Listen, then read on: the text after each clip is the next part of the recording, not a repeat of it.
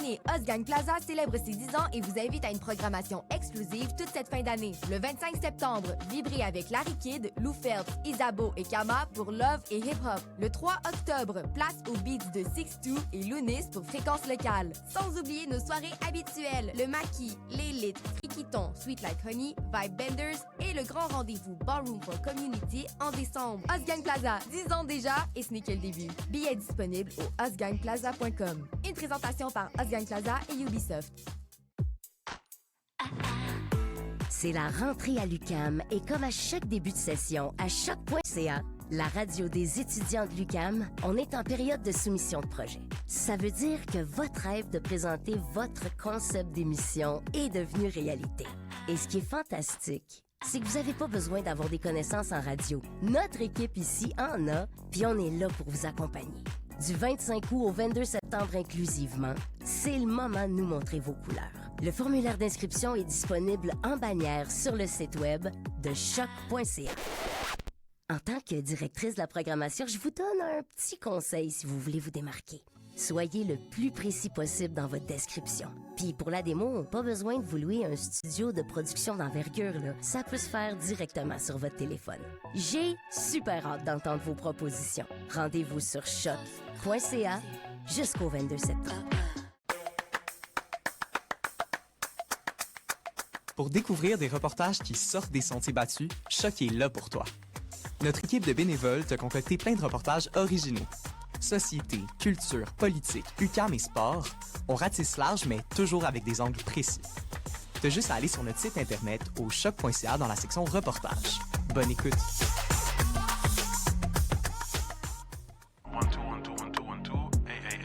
Yo yo yo, c'est Raccoon, vous écoutez choc.ca. De maintenant, on compte sur l'impact, on compte pas les streams. Conscious rapper, fuis les jeunes du bloc, fuis la Palestine. J'étais broke, so je comprends les hustles. J'avais pas leur cran, mais j'étais woke. Et j'écoutais Mobsters. Réveille-toi, mon grand, j'étais woke.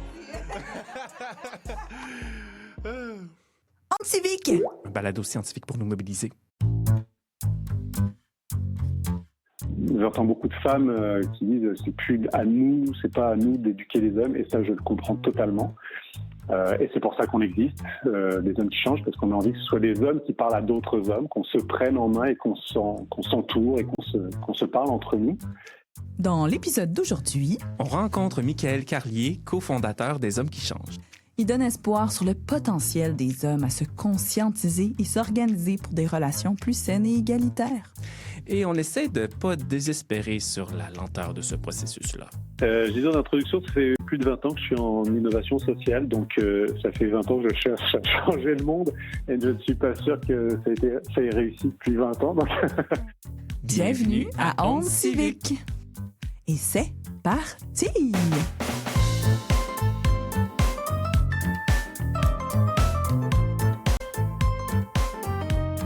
On aborde entre autres les questions suivantes. Combien coûte la virilité à la société? Comment la socialisation masculine empêche un gars de passer le balai? C'est quoi la masculinité toxique? Est-ce que Trump est vraiment heureux et épanoui? C'est quoi les normes masculines dans les organisations? Comment des hommes peuvent bien jouer leur rôle d'alliés?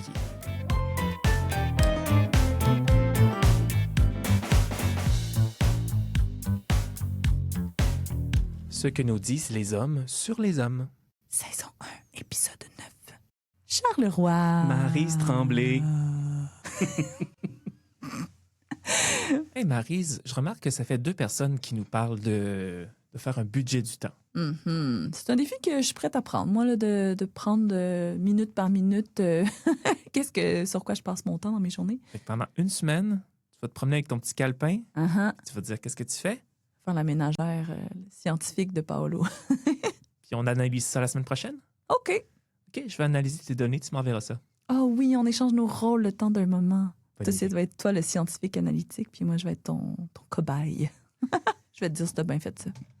La dernière fois, on a vu Margie, puis elle a soulevé des problèmes dans la masculinité, dans l'enjeu de la répartition des tâches ménagères, plus spécifiquement. Puis là, on se demandait comment faire pour que les hommes changent. C'était une belle question. Puis là, on est allé sur Internet. On a tapé Des hommes qui changent. Puis ça donne qu'il y a un organisme qui s'appelle Des hommes qui changent. C'est pas beau la vie, tu sais. Non, mais c'est pas comme ça qu'on a rencontré cet homme fabuleux. Mais Michael est à la tête donc de cette organisation depuis 2023, une organisation qu'il a cofondée. Alors, Des hommes qui changent, c'est un organisme à but non lucratif qu'on a fondé au printemps 2023, donc c'est quand même relativement récent. L'idée, en fait, moi, c'est des questionnements que j'avais de façon un petit peu non consciente, finalement, sur qu'est-ce que c'est être homme, c'est quoi le rapport père-fils. J'ai mentionné que j'ai écrit un roman qui est une fiction, mais qui est finalement une histoire de famille, une histoire de transmission père-fils. Donc, il y avait déjà des questionnements qui étaient un peu en moi depuis très longtemps, sans que j'en prenne pleinement conscience. Puis après ça, j'ai lu quelques livres, écouté quelques podcasts qui ont vraiment cristallisé, j'ai envie de dire, en moi cette idée-là qu'il y a vraiment beaucoup de choses à faire autour de la masculinité. Notamment le livre de Lise Plank, Pour l'amour des hommes, qui vient expliquer finalement le poids que représente le patriarcat, oui, sur les femmes, mais aussi sur les hommes. On pourra peut-être développer ça un peu au fil de notre discussion, mais que finalement, même si on est, j'ai envie de dire, l'homme blanc est en haut de la pyramide du pouvoir dans la société, mais pour autant, il y a quand même de la pression sur nous dans nos rôles, dans nos injonctions de performance, etc. On pourra le détailler dans notre conversation, mais c'est là que j'ai réalisé à quel point finalement on n'avait pas que le bon de tout ça dans notre société. Nous aussi, on avait une sorte de pression, entre guillemets, de souffrance autour de ça. Donc, il y a quelque chose qu'on peut aussi améliorer pour notre propre bien-être. Puis, un autre livre qui était important aussi dans mes réflexions, c'était le coût de la virilité d'une autrice française, Lucille Pétavin, qui a chiffré le coût pour l'État français de combien représentaient finalement toutes les formes de délinquance ou d'incivilité commises par des hommes, que ça va des violences conjugales aux accidents de la route, quand ce sont souvent les hommes qui conduisent, les pyromanes, les dégradations après les manifestations sportives, etc. Elle arrive avec le chiffre de 95 milliards d'euros par année. Ça, c'est le coût collectif que ça représente finalement les actes des hommes. Puis, dans un contexte de socialisation des hommes, sont socialisés de cette façon-là, c'est-à-dire pour mettre de l'avant plus leur tempérament violent, etc., etc. On pourra détailler ça aussi. Et bref, c'est des lectures, des podcasts qui m'ont fait comprendre que les hommes, finalement, c'est un vrai sujet individuel pour être mieux soi-même avec notre conjointe, avec nos amis, etc., mais aussi collectif, que si on amène les hommes à réfléchir à leur place autrement, et on a a priori beaucoup de gains collectifs, des gains économiques, mais des gains évidemment de vivre ensemble. Et c'est là qu'on s'est dit, avec donc quelques personnes, quelques amis, qu'il y avait un lieu de créer une organisation qui permettrait au moins d'amener cette conversation-là sur la place publique, finalement, d'avoir ces espaces de discussion, de réflexion, d'échange sur c'est quoi être homme aujourd'hui. Il n'y a pas que la masculinité toxique, dont on a l'impression que c'est le sujet phare depuis quelques mois. Non, on peut parler de la masculinité autrement, et il faudrait en parler autrement si on a envie que les choses changent. Donc c'est avec cette ambition-là qu'on est arrivé en créant donc Des hommes qui changent, en disant on va au moins interpeller tous ceux et celles qui ont envie d'aborder ce sujet-là de façon posée, sereine, avec ouverture, et voyons où est-ce que ça nous mène. Voilà, donc ça c'est la proposition de départ avec laquelle on arrive. Oh, super. En tout cas, c'est encourageant pour nous qui faisons un balado voué au changement social, que parfois certains balados ont un déclic chez certains auditeurs. Oui, c'est sûr. On l'espère tous. Puis tu parles que, dans le fond, la mission des hommes qui changent, c'est d'aller donc avoir une voix publique là, dans l'espace public. Mm-hmm. Fait que c'est quoi vos activités en tant que telles qui permettent d'aller parler dans la sphère publique? On a fait plusieurs choses. Alors, il faut s'entendre qu'on a très peu de moyens. On fait ça tous un peu à temps partiel, essentiellement en bénévolat pour l'instant. Ce qu'on a fait depuis 2 ans, en fait, c'est déjà mettre en ligne un site web avec à la fois des ressources, mais des contenus, avec des informations, des entrevues, des portraits d'hommes, des discussions autour de ces sujets-là. Donc, c'est encore une fois de mettre en place un espace de réflexion, d'apprentissage. On a référencé un certain nombre de livres dont on parle, donc les livres dont je vous ai parlé, mais plein d'autres. Et puis une des actions peut-être un peu plus concrètes ou un peu plus importantes, je dirais, c'est on a lancé l'année dernière la première édition d'un concours sur les masculinités positives, dont on sortira une deuxième édition ce printemps. Et ce qui nous a permis d'aller dans les médias, notamment à Radio-Canada, à l'émission Pénélope, avec certains des lauréats, pour parler à la fois du concours, mais finalement c'est un prétexte pour parler finalement de la masculinité, de comment on est homme.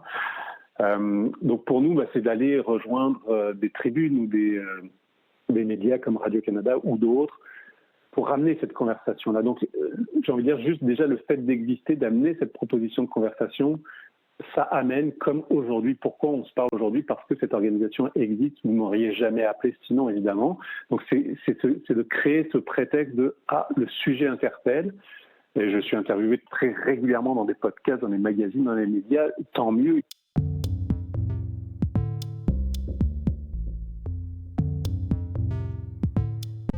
Fait que je me demandais si tu pouvais nous parler un peu de c'est quoi la masculinité toxique comme on en parle aujourd'hui. Peut-être juste une définition un peu plus formelle. Je ne sais pas si c'est une définition formelle, mais je dirais que moi, la façon dont je vois ou décris une masculinité toxique, c'est souvent une masculinité qui est faite beaucoup de domination, donc il y a beaucoup de misogynie généralement dans la masculinité dite toxique, c'est-à-dire qu'on estime que l'homme est supérieur à la femme, que éventuellement la femme, si elle pouvait rester à la maison, ça serait mieux plutôt que d'aller travailler, d'avoir sa propre vie et sa propre existence sociale et économique. Donc il y a quelque chose de très dans le contrôle.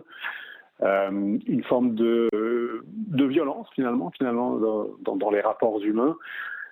Les Donald Trump de ce monde sont des très très bons exemples de masculinité toxique, je crois. Et donc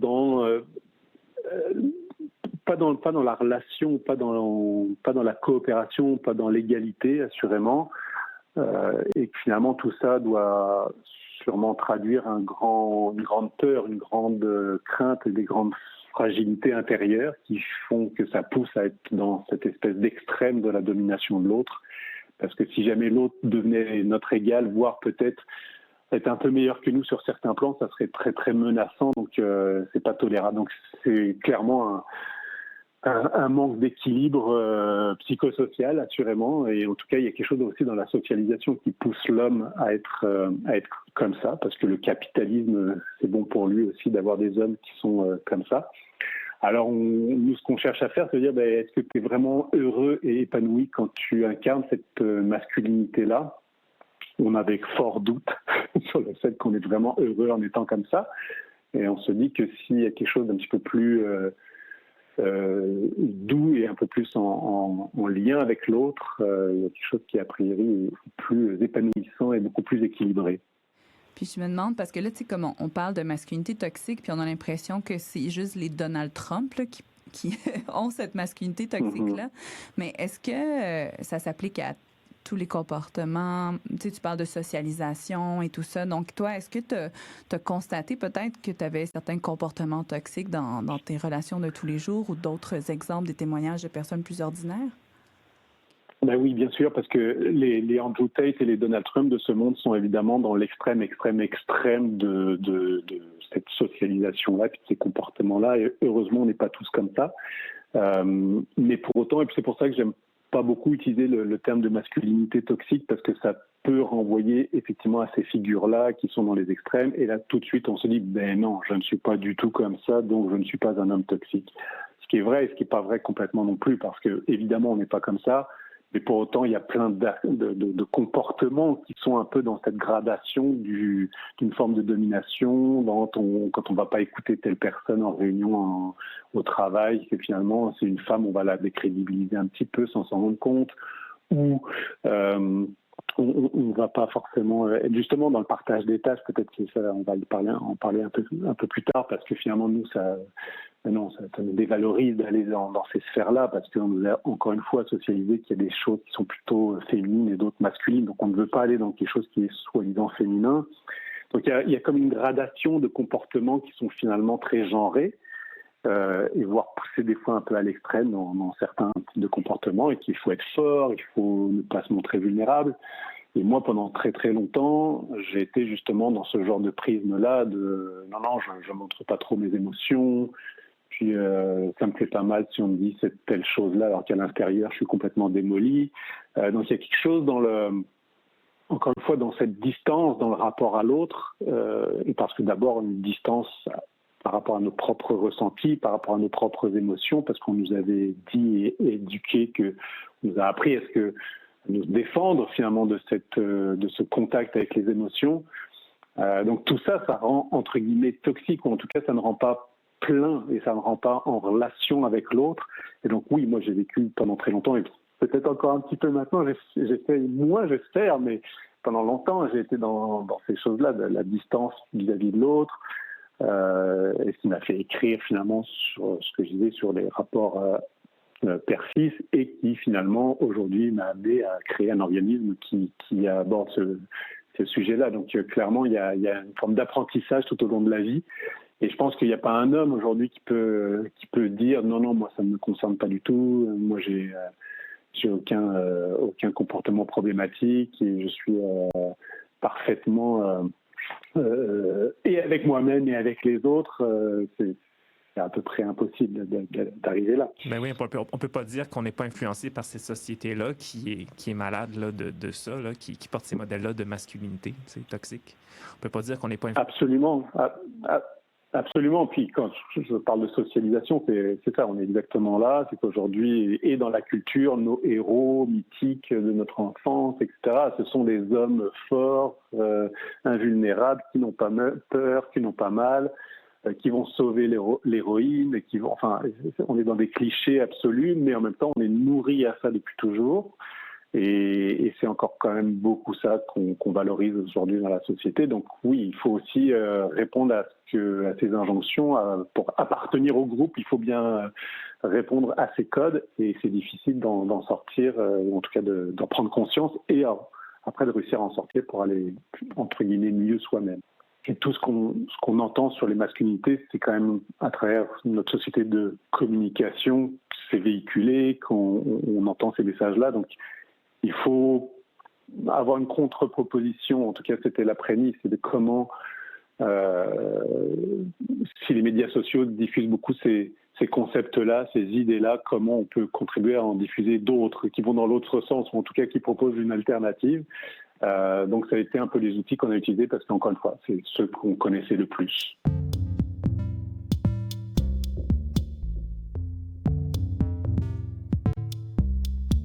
C'est quoi que vous espérez à court, moyen, long terme? Est-ce que vous avez des objectifs parce que le grand objectif, le rêve, ce serait un changement de mentalité global, j'imagine. Mais est-ce que vous avez pensé à des petits pas ou des phases intermédiaires, en fait, pour arriver à ce rêve-là? Oui, c'est sûr que le grand rêve, effectivement, c'est que tous les hommes se disent que pour aller mieux, il faudrait qu'ils changent un petit peu leur comportement, et puis que ça serait bénéfique pour tout le monde. Ce qu'on fait, un peu les étapes qu'on fait, on intervient notamment dans des entreprises. Ça, ce sont des micro-sociétés qui ont un pouvoir d'influence incroyable, parce que ça touche, les grandes entreprises touchent potentiellement des centaines, des milliers d'hommes. Donc là, tout d'un coup, il y a comme un cadre qui potentiellement est donné pour avoir ces conversations-là, dans un cadre à la fois de travail, mais évidemment les comportements transcendent la sphère privée et professionnelle. Donc ça fait partie des autres leviers qu'on utilise, c'est travailler avec les employeurs. Comment les hommes chez vous, finalement, ont des comportements qui vous posent problème dans votre entreprise, ou en tout cas qu'on peut améliorer, pour le bénéfice des femmes, pour le bénéfice des personnes racisées, pour le bénéfice des personnes issues des communautés LGBT, etc. Comment on peut en faire des alliés, le terme un peu à la mode ces temps-ci, comment les hommes peuvent être des alliés. On utilise un peu ce filon-là aussi pour amener ces conversations-là. Donc ça fait partie des outils. Comment on peut transformer la société au sens très très large, mais en prenant des petites sociétés, j'ai envie de dire, dans les entreprises. Donc le rêve, c'est effectivement d'y aller étape par étape, de toucher tous ceux, comme je disais en introduction, tous ceux d'abord qui sont interpellés par le sujet, et j'en croise tout le temps, des hommes qui se disent « mais oui, mais moi aussi, le patriarcat et tout ça, j'aime pas ça, je me suis jamais senti dans ça ». Ben voilà, peut-être un espace pour qu'on échange, pour qu'on grandisse ensemble. puis potentiellement dans un deuxième temps d'aller rejoindre des hommes qui sont peut-être plus réfractaires, qui ne comprennent pas, qui ont plus peur, qui ont plus de frustration, mais d'y aller étape par étape parce que c'est pas nécessairement eux qu'on va les convaincre du jour au lendemain. C'est un bon point. Parce que c'est ça, on parle de socialisation, mais il y a aussi de la recherche qui évoque le fait que les organisations sont construites selon une norme masculine, par exemple. Donc, ça demande non seulement des changements de certains humains dans l'entreprise, mais parfois une réorganisation peut-être de l'entreprise, je sais pas. Ben absolument. Puis, c'est vraiment un des éléments qu'on souligne beaucoup quand on parle tant à des individus qu'à des organisations. La pression du changement n'est pas sur les épaules de l'individu seulement, loin de là. C'est le système, depuis le début de notre conversation, c'est ce qu'on dit, hein, c'est le système aussi qui nous amène à nous comporter comme ça. Et l'entreprise au premier plan, évidemment, parce que ce sont des entreprises dans un monde capitaliste. Et effectivement, tout le système est fait de cette façon-là. Donc, quand une entreprise veut amener ce changement-là, il faut qu'elle ait conscience que ça peut peut-être venir bousculer un petit peu d'autres choses autour. Et ça fait partie effectivement des freins aujourd'hui un peu. C'est jusqu'où une entreprise veut tant changer. Mais ça a été des questions. Moi, j'ai travaillé pendant très longtemps et encore un peu maintenant, plus en développement durable, responsabilité des entreprises. C'est exactement les mêmes questions. C'est au-delà du bien fondé de oui, je veux bien paraître, mais est-ce que je suis prêt à changer les choses ? Le modèle voit qu'il ça atteint des limites aussi. En fait, comment tu la décrirais, cette entreprise-là qui est très près de la masculinité toxique? Ce serait quoi ces comportements, mettons, qu'on aurait à regarder? C'est sûr, c'est des critères. Enfin, tout le monde capitaliste et les entreprises sont basés sur des critères de performance qui sont des critères de domination quand même. On ne parle pas des systèmes de coop, des coopératives, où là, on essaye d'être dans une hiérarchie beaucoup plus à plat, transversale. Les entreprises, c'est quand même une hiérarchie, il y a une forme de domination. On est là quand même pour vendre et pour ramener des dividendes aux actionnaires. Donc, il y a quand même cette espèce de performance poussé un peu à l'extrême et donc de domination de l'autre parce qu'il faut que je performe mieux pour être valorisé, pour avoir ma promotion, etc. etc. On n'est pas forcément dans l'écoute, même s'il y a plein de mouvements aussi qui cherchent à amener dans les grandes entreprises des choses beaucoup plus autour de l'humain. Évidemment, toutes les équipes de ressources humaines et de bien-être employé se démènent à amener ce genre d'idées aussi là quand même dans les organisations. Ça change. Mais ultimement, le but quand même de l'entreprise privée, c'est quand même de générer de plus en plus d'argent et donc d'exploiter des ressources aussi, parce que ça vient avec ça. Hein, le capitalisme et la masculinité, on exploite aussi des ressources plutôt que de faire avec ce qu'on a. Donc il y a tout ce cheminement où finalement on domine l'autre. On se domine soi dans nos émotions, mais on domine l'autre pour en tirer un profit. On domine la nature, on domine les ressources naturelles. On domine et on exploite tout le temps. Donc c'est le système dans lequel on est. On risque pas de le changer du jour au lendemain, mais l'un nourrit l'autre assurément. C'est un gros chantier qu'on a devant nous. Mais dans les jours de grand pessimisme, je me dis que de toute façon, ce monde va finir par s'effondrer de lui-même. Donc on pourra en inventer un autre. Ça prendra peut-être encore quelques centaines d'années, mais on y parviendra.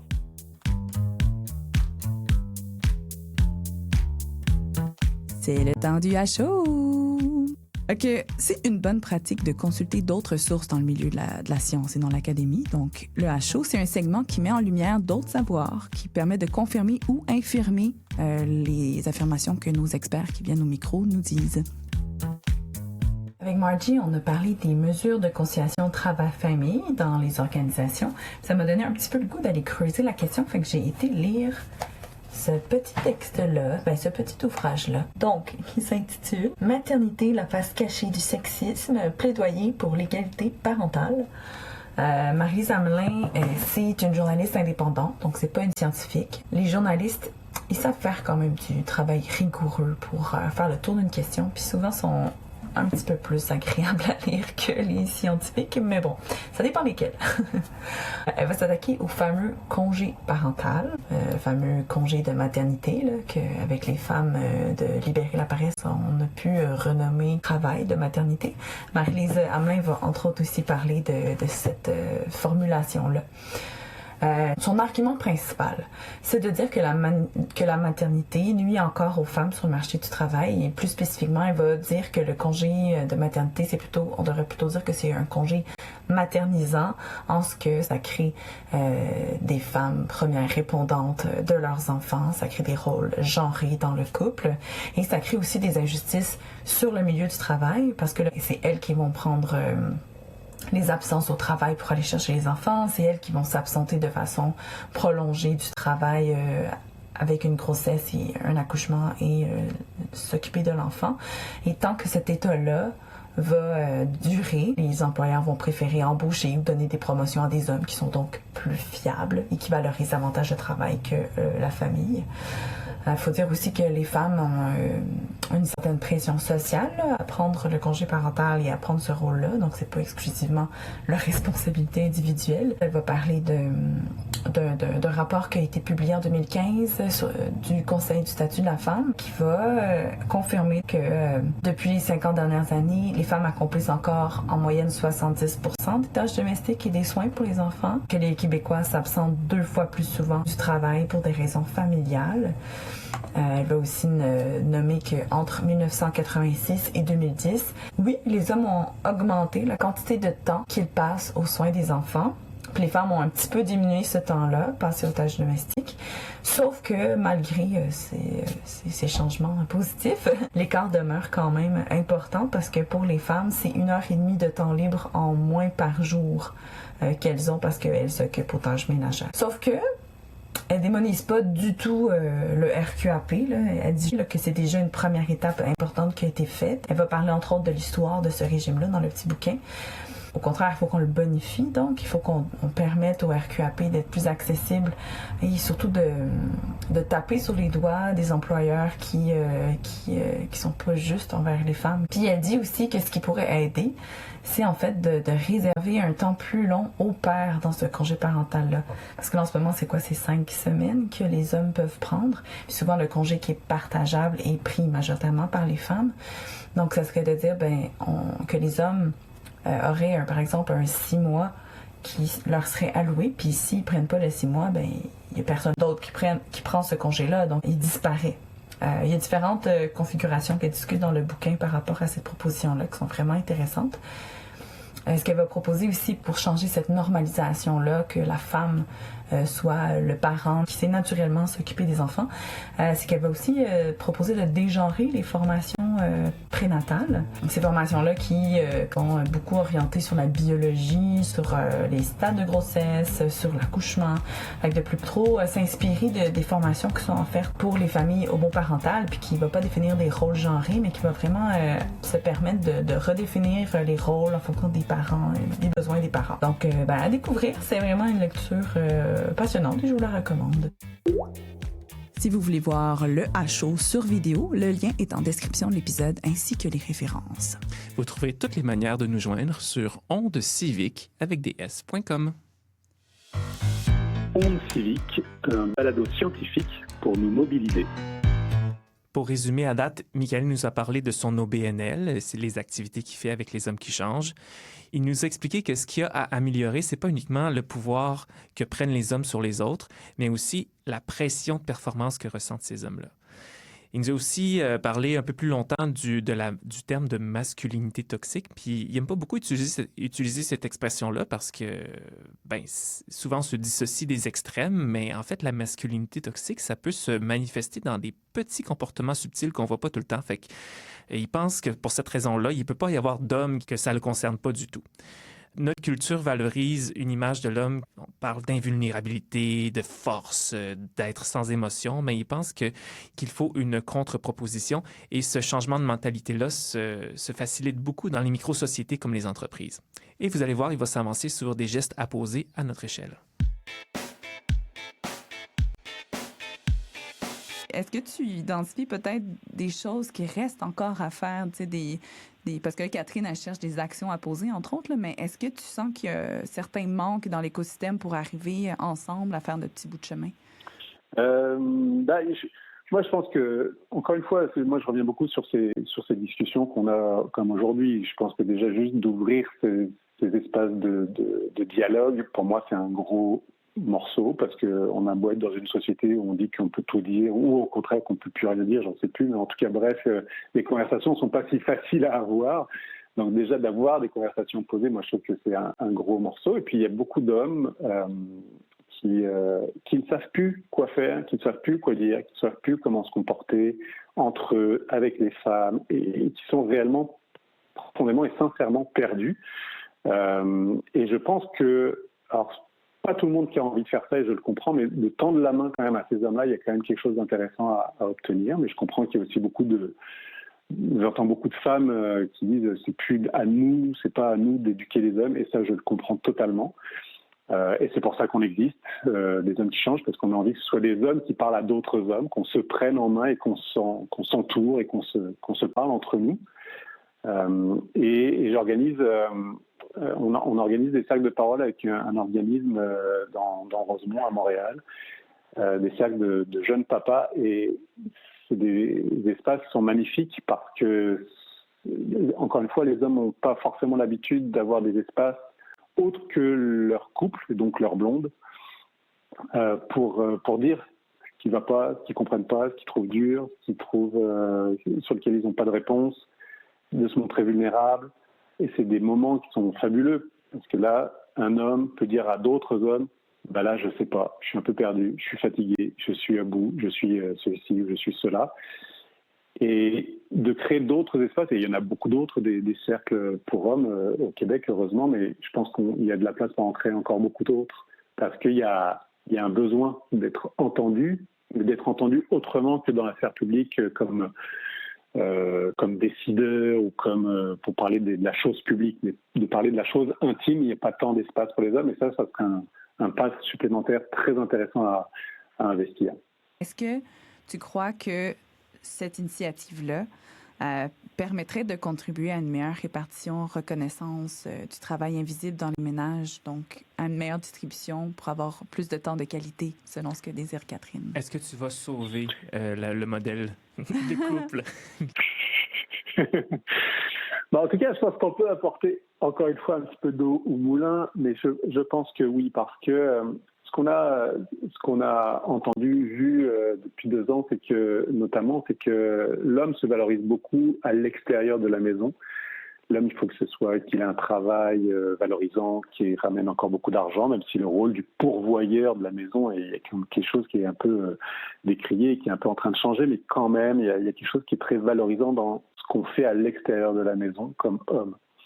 Et la femme peut être valorisée avec ce qu'elle fait à la maison, notamment avec les enfants, etc. Et donc, si on vient brasser un peu ça, oui, la répartition des tâches et donc l'équilibre dans le couple peut être revu, peut être brassé si tout d'un coup ça devient tout à fait normal qu'un homme s'occupe de laver le linge et de laver par terre, etc. quand dans une famille hétérosexuelle. Ce qui n'est pas encore, je crois, le cas partout, mais je pense que ça fait partie de encore une fois, quand on parlait de modélisation, pour moi, ça fait partie de ça. La modélisation peut aller sur des choses aussi simples que qui repasse le linge à la maison ou qui change les enfants. Enfin, heureusement, quand même, dans les jeunes couples, je pense que la distribution des tâches est moins genrée que celle de nos parents, mais j'entends qu'il y a encore plein de changements à faire. Et je crois qu'effectivement, si on déconstruit qu'est-ce que c'est être homme et comment je suis valorisé, comment je réussis, comment on perçoit ma réussite et mon succès, etc., si on met d'autres types de critères de comment ça, tu t'es pas occupé du tout de tes enfants cette semaine, ça vient refléter ok, donc comment ça, donc je pensais être un super homme parce que j'ai travaillé 80 heures cette semaine, mais finalement, si on me renvoie le fait que non, mais là, tu n'as pas vu tes enfants une seule fois dans la semaine. Et pour moi, ça fait partie de ça. C'est comment on modélise et donc comment la société nous renvoie ce type de modèle-là. Donc oui, je pense que d'avoir ces conversations, d'avoir ces espaces, encore une fois, de redéfinition de comment on se construit homme, peut définitivement améliorer la dynamique de couple et la dynamique de la répartition des tâches à la maison. Génial. Catherine va être contente. Mais Catherine avait aussi une autre question qui était comment faire pour que ça change vite? Il faut accepter que Que la vie et la société, c'est des cycles où il y a un peu des retours de balancier aussi, ça avance vite, ça recule et puis ça pour re-avancer. Donc il faut accepter aussi que c'est pas linéaire et que c'est pas un rythme continu et régulier.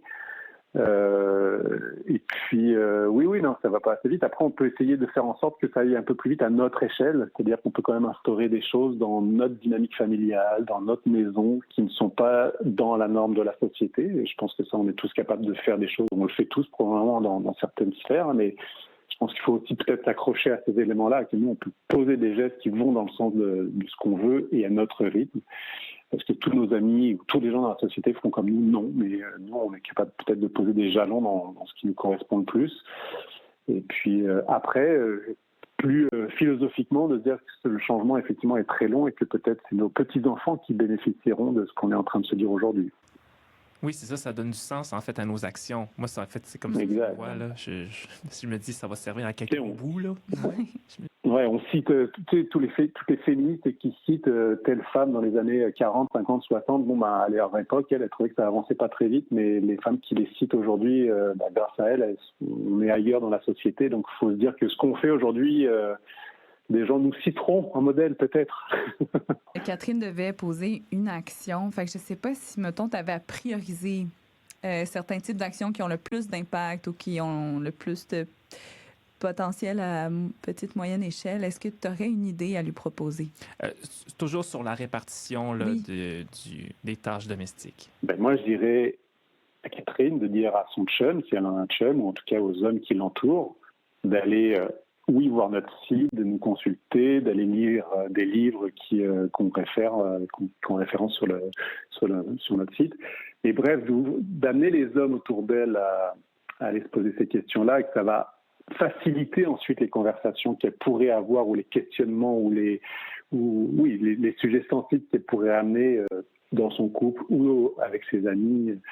Donc de faciliter le terrain finalement, d'amener ces hommes-là à aller lire, à aller rencontrer d'autres hommes qui ont ces questionnements-là, pour pas qu'elle fasse ce travail toute seule. En fait, c'est un peu ça en résumé, qu'elle fasse pas ça toute seule, qu'elle aille s'outiller pour que les hommes de sa vie soient mieux outillés et mieux disponibles pour ces conversations-là. Wow, je pense que c'est un excellent conseil. Une action concrète et simple quand même. Là. Puis c'est ça un peu qu'on voit à quoi votre organisme sert. Ça donne une plateforme où on peut retrouver ces ressources-là. En tout cas, c'est comme ça que je le vois. Exact. C'est toujours très bien de savoir qu'il y a plus de gens et d'hommes qui suivent ce qu'on a à proposer.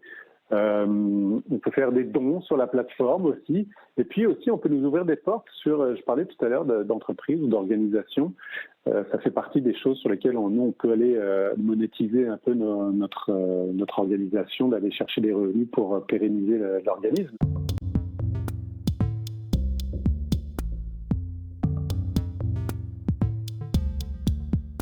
Je viens de lire le texte « La maternité, la face cachée du sexisme » de Marilyn Hamelin.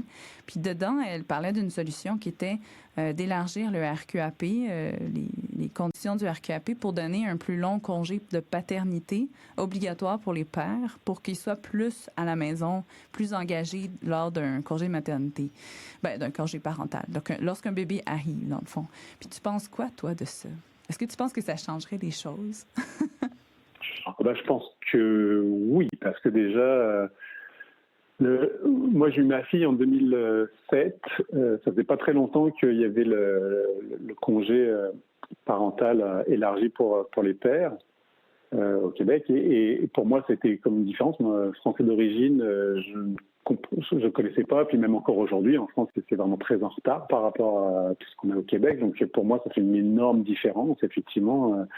Je venais de lancer mon entreprise à l'époque. J'ai pas pris beaucoup de temps avec ma fille à l'époque, mais je sais que j'ai plein d'amis qui ont eu leurs enfants à peu près aux mêmes périodes et qui ont pris plusieurs semaines, plusieurs mois de congé de paternité.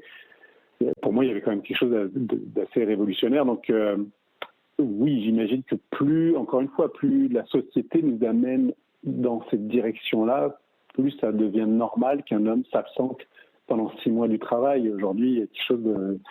C'est un surhomme, celui qui va prendre un mois de congé de paternité.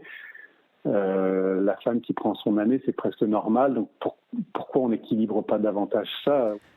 Moi, il y a une question qui...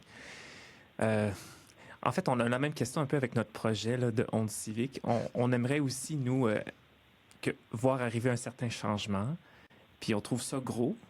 Mais je veux dire, on s'entend qu'à l'échelle individuelle, c'est presque impossible de se l'imaginer concrètement, là, comment on fait ça pour y en arriver. Alors, j'aimerais savoir, comment est-ce que vous voyez cette tâche-là de changer la mentalité? Comment est-ce que vous faites pour ne pas être déprimé devant l'ampleur de la tâche, par exemple, ou figé?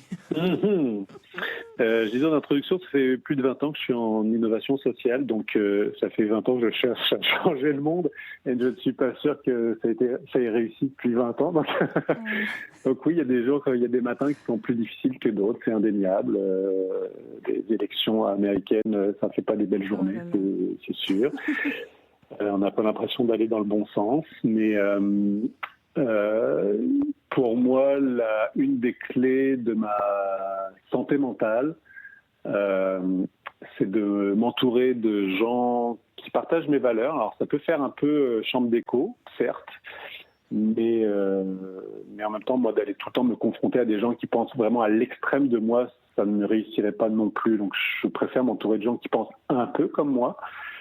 Et de me sentir pas seul et sentir qu'on est quand même une certaine partie de la population à vouloir faire les choses de cette façon-là. Donc pour moi, ça fait partie un peu des clés, c'est de m'entourer. Pendant très longtemps, j'avais une petite équipe aussi, on travaillait dans un espace de travail partagé dédié à l'innovation sociale. Donc on n'était que des entreprises qui allions un peu dans cette direction-là. Et ça fait un bien fou de dire on se lève le matin et je ne fais travailler qu'avec des gens qui ont ces aspirations pour la société. Ça contribue beaucoup à ne pas défaillir et à ne pas déprimer devant l'ampleur de la tâche et de l'état du monde. Et puis après, j'apprends, c'est pas toujours tous les jours facile, mais j'apprends à lâcher prise et à pas tout me mettre sur les épaules et à me dire moi je fais mon petit bout. Ça ne sera que mon petit bout finalement. Je ne peux pas estimer que je vais changer à ce point-là la société à ma petite échelle. Donc faire preuve d'humilité aussi, de dire je ne suis que moi-même finalement. Nous ne sommes que nous autres dans notre petite équipe. Et on fera juste le petit bout qu'on a envie de faire. Et puis je pourrais regarder ma fille droit dans les yeux en disant moi j'ai essayé. C'est ça. Oui, au moins. Fait que je te remercie beaucoup de ce temps-là, Michael. Très bien. Merci à vous. Au plaisir. Ben oui, son entrevue m'a un peu bouleversé parce que je me suis demandé, en fait, comment est-ce que moi, je faisais de la domination, parce que je suis d'accord avec son postulat, là, que puisqu'on est issu de cette culture qui normalise la domination masculine, ben, sans m'en rendre compte, il y a des comportements, moi, que j'ai normalisés qui nuisent à d'autres personnes. Je suis encouragé de les continuer parce que ces comportements-là me donnent un avantage sur les autres. Fait que je m'en rends pas compte tout le temps. Fait que je me suis attardé à savoir lesquels. Je pense que j'ai trouvé trois comportements au moins que j'ai là, qui pourraient nuire aux femmes et aux autres personnes. Alors, je me suis rendu compte que des fois, j'ignore la contribution quand je nomme un travail qui a été fait. Tu sais, j'ai pas tendance à le faire tout le temps. Tu sais, c'est comme dans Le Roi Lion, là, Timon et Pumba, là. Non, mais c'est pour te donner une image claire, là. Tu sais, Pumba, il a une très bonne idée, puis là, Timon fait j'ai une idée, puis il reprend la même idée que son collègue avait dit, là. Mais là, c'est deux mâles. Ouais, c'est des animaux. Oui, c'est ça, c'est deux mâles dans le film. Mais en tout cas, c'est juste pour expliquer un peu c'est quoi ce comportement-là que je me suis rendu compte que j'ai, mais j'ai l'impression que je le fais pas nécessairement tout le temps avec des filles. Je le fais aussi avec des garçons, mais bon. Ça reste un acte de domination, peut-être, que ça se fait sur les femmes ou les hommes. Oui, exactement. Tu sais, par exemple, pour parler de notre maison, je dis des fois ma maison, puis des choses comme ça. Là. Fait que donc, deuxième chose, la prise de décision unilatérale. Ça m'arrive des fois en groupe ou avec mes proches de prendre des décisions sans leur en parler. Mais écoute, des fois, je parle pas de grandes décisions, là, évidemment, là, mais ouais, faut que je fasse attention à ça. Puis, dernièrement, j'ai réalisé aussi l'occupation de l'espace. Puis là, je vais pas dire que c'est parce que je suis grand que je le fais, là, mais non, mais j'ai lu que ça peut être aussi banal que de marcher sur un trottoir puis de pas faire la place aux autres. Tu sais, je veux dire, ça m'arrive fréquemment de faire de la place aux autres quand je marche sur un trottoir, mais le plus marquant, là, vous regarderez ça là, dans les métros, là, les gars qui s'écartillent pour s'asseoir, puis les femmes qui sont tout le temps comme les jambes croisées, là, tout petits, là. En tout cas, Ça, c'est quelque chose que moi, j'ai remarqué puis qui m'énerve. Oui, beaucoup. je comprends. Ouais. C'est pas tout le monde qui a une vasectomie la veille, mettons. Donc, c'est ça. J'en ai trouvé 3, mais j'y suis pas arrivé tout seul pour trouver ces 3 comportements-là. En fait, il a fallu que je cherche sur Internet le comportement de domination masculine. Fait que, ouais, il a fallu que j'aille de l'aide pour les repérer parce que c'est tellement difficile de repérer. C'est tellement acquis, ces comportements-là. Fait que je me suis dit que, mais évidemment qu'il y en a plein d'autres, là. Oui. Fait qu'il faudrait que j'en parle à d'autres collègues masculins peut-être qui vivent cette prise de conscience-là. Mm-hmm. Fait que c'est difficile aussi de faire cet exercice-là, de réfléchir à ses faiblesses. Ça confronte. Oui, c'est ça, exactement. Ouais. Fait que là, c'est ça. Là, je voulais un texte un peu écrit, mais je vous jure que devant ma page blanche, je me sentais pas gros, là. Fait que... voilà. C'est un travail de se remettre en question, mais tu sais, c'est ça. Je pense que l'inconfort en vaut la chandelle. Mais oui, exactement. T'sais, il faut vraiment se méfier de soi-même puis admettre qu'il y a une différence entre accepter socialement et acceptable. Si on en revient à la solution de Catherine, ben le projet de Michael et des Hommes qui changent, c'est quand même un tout jeune projet entrepreneurial. C'est encore embryonnaire, puis on peut pas encore mesurer l'impact concret de la visibilisation des modèles masculins qui sont proposés par cet organisme-là. Mais c'est possible quand même de se dire que ces modèles masculins-là existent. Et ils sont présents dans des cercles de partage, dans les médias. Donc, je pense qu'on peut quand même avoir espoir. Puis, l'organisme de Michael agit à petite échelle, donc on l'a vu. Mais dans le prochain épisode, on va aller voir un organisme de la société civile qui adresse l'enjeu du travail invisible avec une perspective un peu plus macro. Donc, on veut voir les actions à grande échelle qui peuvent être faites sur un terrain de jeu un petit peu plus grand, national, voire même international. Donc, on remercie notre invité, Michael Carlier. Michael, on l'a dit en introduction, écrit aussi. Fait que si vous voulez vous intéresser à son roman Aride, il a été paru en 2021 chez Annika Apparence Éditeur, disponible chez votre libraire indépendant préféré. Et des Hommes qui changent aussi ont un site web avec beaucoup de documentation au-delà de votre imagination possible. Puis, ils sont aussi sur Instagram. Donc, vous pouvez chercher des Hommes qui changent et vous trouverez facilement ces références. Oui, ça vaut la peine de se perdre un peu là-dedans. Cette première saison est soutenue par le Fonds de recherche du Québec et la chaire entrepreneuriale Altérité Société et Oxfam. Dans le prochain épisode, on rencontre Julie McClatchy, analyste politique chez Oxfam Québec. On doit élargir les cercles dans lesquels on parle du travail invisible, dans le sens qu'on en parle souvent dans des mouvements de justice de genre. Elle nous confirme que la solution individuelle n'est pas suffisante.